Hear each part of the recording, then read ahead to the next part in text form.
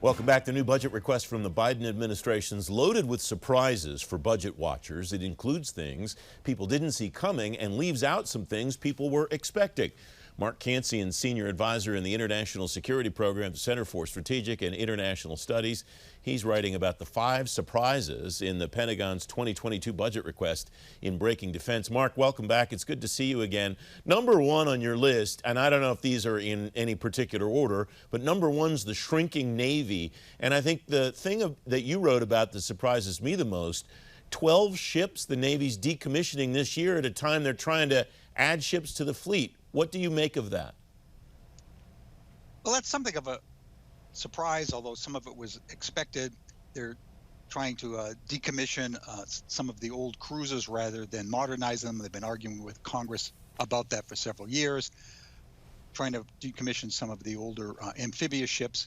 And that's consistent with some Biden administration guidance about getting rid of what they call legacy capabilities.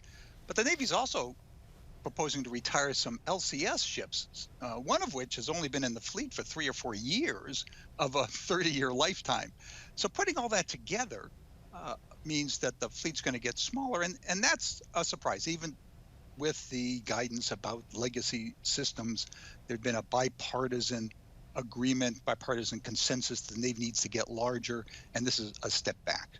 The second item that you write about is unchanged Army end strength, and I think a lot of people expected the Army to be the pay-for increasing the Navy and the Air Force, and it looks like not really any of those things are happening to any great extent, at least the way the administration wants to play it.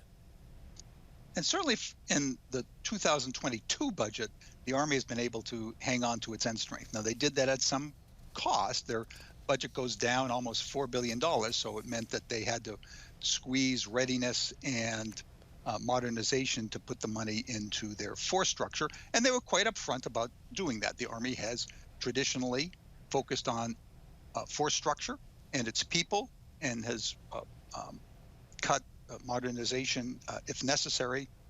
Whether that will hold for the long term is hard to say. Of course, this is just a 1-year budget after the administration's been in office for only a few months.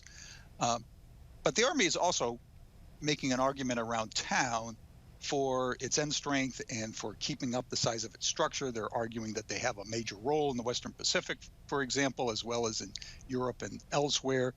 The Chief of Staff has been on many programs and spoken to just about every think tank in town, making this argument. They were hoping that that sticks and that they can hang on to their end strength. The third item on your list, I appreciate your wordsmithing here, vibrant nuclear modernization. And you write, the Biden administration's first budget strongly supports all 3 legs of the nuclear triad. Why is that a surprise to you, Mark? It's a surprise because the arms control community had pushed back very hard against the Trump administration's nuclear modernization program.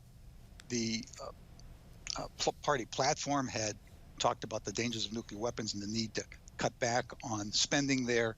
So coming in with a strong support of all 3 legs was something of a surprise. Now, much of that is a legacy of the Obama administration as well as the Trump administration. The Obama administration, to get the New START treaty, had agreed to modernize U.S. nuclear forces. In other words, it said the forces will get smaller, what we have will become modern and up to date. And many of the people who were in that administration are now in the Biden administration, so that thinking is continuing forward. But you have this tension with the Democratic left, which very much would like to cut spending on nuclear forces. There's a possibility of arms control negotiations, and there's a real possibility that these programs are being maintained as bargaining chips, and that eventually will be bargained away. The fourth item that you're writing about, you title it "Few Drones Requested." Unmanned systems would receive a large boost was the expectation, and you write, in fact, they're just sputtering along. What do you think the reason is behind that, or is there maybe something to it that we don't see, as you just alluded to with the nuclear modernization? It was a surprise because there's been so much talk about innovative operational concepts and the need for investing in new and advanced technologies, not just in the Biden administration, but across the the strategists in the national security community, that there was a widespread expectation that unmanned systems, particularly unmanned aerial systems, would get a big boost. But when you look at the budget, it's the opposite. In fact, several of the fleets are being divested because they're older, and the services are not buying very many unmanned aerial vehicles. The Air Force buys none. The Navy buys none. The Marine Corps buys 6, which is a step forward because the Marine Corps had been way behind. But the next generation fighter program or air dominance program called NGAD gets a big boost up. So you put all that together, and it looks like not just that unmanned systems didn't take a step forward, but that the budget represents a full-throated endorsement of manned systems. We have about a minute left, Mark. The final item that you write about is the persistence of the F-35. Despite all the cues that we hear from inside and outside the Pentagon, it just keeps chugging along, doesn't it? It does. And again, that was a surprise because there are several reviews out there that look like they're going to question the size of the F-35 buy. Adam Smith, the chairman of the House Armed Services Committee, said, he didn't want to put money down that rat hole. But when you look at the buy, I mean, it's just as large as it was in previous years. There's no indication that the total numbers will go down. Now, of course, that could change. The Biden administration will come in with its